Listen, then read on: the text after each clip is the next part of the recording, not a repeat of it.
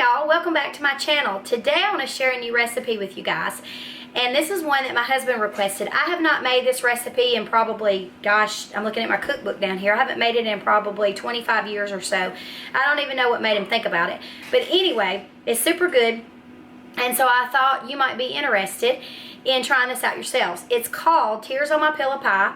And a long time ago, I picked up this cookbook. I think someone gave it to me for Christmas. Yes, they did. My mom actually gave me this for Christmas, and my grandfather. It's called Aunt Bee's Mayberry Cookbook.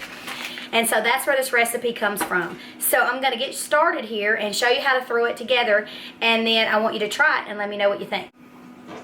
So now I'm going to get started throwing together the ingredients for the Tears on Your Pillow pie.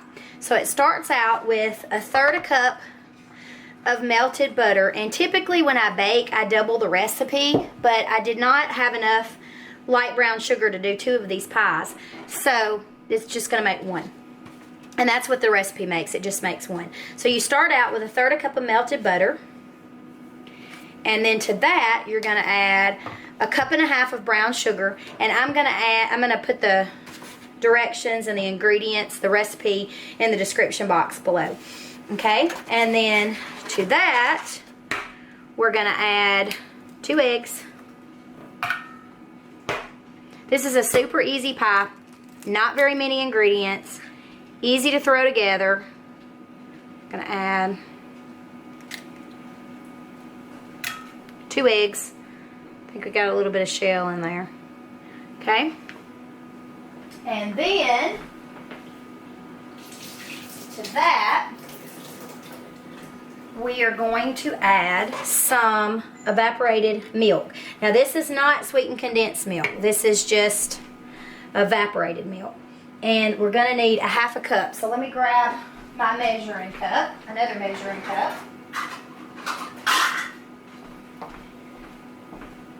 I happen to have one of these small cans left over from when I was making fudge. So it'll take almost all of a small can.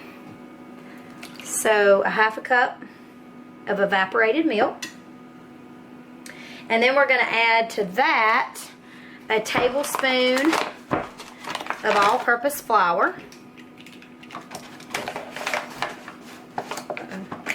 Get that scooped out.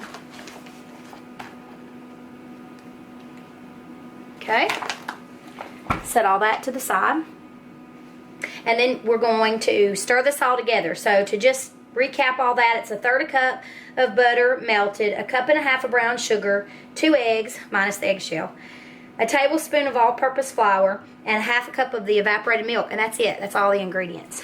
And then you're just gonna mix all this together really well, and then put it in your pie crust. And of course you can make homemade pie crust if you would like. I did not this time. I actually had 2 pie crusts downstairs in the freezer left over from the holiday baking that I was doing, and so I decided to use them, or to use one of them. I was going to do 2 until I realized that I had a brand new large package of dark brown sugar, and I didn't have enough light brown sugar. These pies freeze really well, so if you're making this, I would encourage you to double it. And if your family isn't large enough to eat 2 pies at once, I would just freeze one of them. They will probably keep for about 3 months in the freezer. You can just pull it out when you want a pie. So just get it all mixed up. Trying to get my lumps out of my brown sugar there. This pie's forgiving, so you don't have to worry about that. I have my oven set at 350, and this is going to bake for 35 minutes, and of course that is going to depend on your oven temperature, but I would leave it in, the recipe says leave it in for 35 minutes and then turn your oven off and let the pie sit in the oven for 45 minutes longer. So you might want to, if you've never made it before, I would follow the exact directions the first go around and see how that turns out. So here's my prepared pie crust. Again, you can use homemade, and I'm just putting the filling in. My oven is already preheated, so it's ready to go, and it's going to go in the oven, and then I'll show you what the finished product looks like. And here's the finished product. I baked it for 35 minutes at 350 and then turned the oven off and I let it sit for 1 hour.